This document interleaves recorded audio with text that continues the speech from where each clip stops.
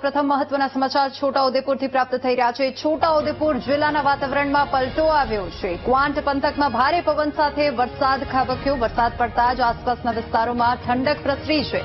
લોકોને ગરમીથી રાહત પણ મળી છે।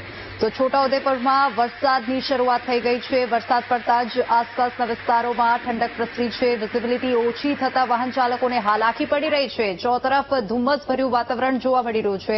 લોકોને ગરમીથી રાહત મળી છે। છોટાઉદેપુર જિલ્લાથી આ સમાચાર પ્રાપ્ત થઈ રહ્યા છે, જ્યાં વાતાવરણમાં પલટો આવતા જ વાતાવરણમાં ઠંડી પ્રસરી છે, ઠંડક પ્રસરી છે। લોકોને ગરમીથી રાહત મળી રહી છે અને અનેક જગ્યાએ ગ્રામ્ય તથા શહેરી વિસ્તારોમાં વાતાવરણમાં પલટો આવ્યો છે।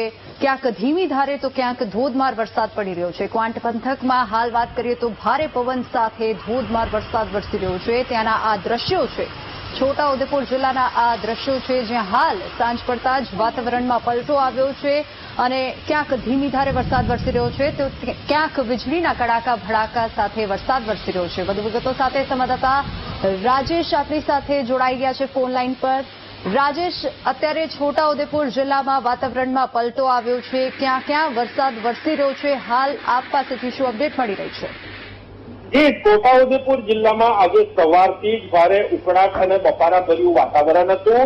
સાંજના 4 વાગ્યા બાદ વાતાવરણમાં અચાનક પલટો આવતા વીજળીના કડાકા ભડાકા અને ભારે પવન સાથે હાલ પણ ધોધમાર વરસાદ વરસી રહ્યો છે।